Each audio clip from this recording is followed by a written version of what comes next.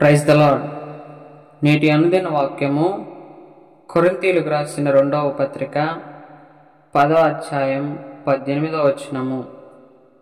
ప్రభు మెచ్చువాడే యోగ్యుడు గాని తన్ను తానే మెచ్చుకున్నవాడు యోగ్యుడు కాడు.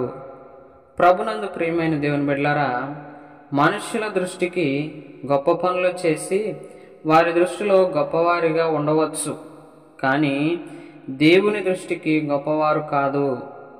తమను తామే అందరి ముందు గొప్ప చేసుకొని హెచ్చించుకున్న వారు దేవుని దృష్టికి యోగ్యులు కానే కారు. అలాంటి అతిశయపరులను ప్రభు మెచ్చడు.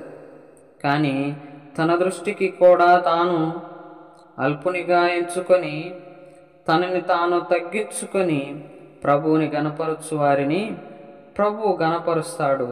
అట్టి వారిని యోగ్యులుగా ఎంచుతాడు. అనేక వరములకు తలంతులకు యోగ్యులుగా ఎంచి హెచ్చిస్తాడు. అట్టి స్థితిని మనందరికీ ప్రభు దయచేయునుగాక. ఆమేన్.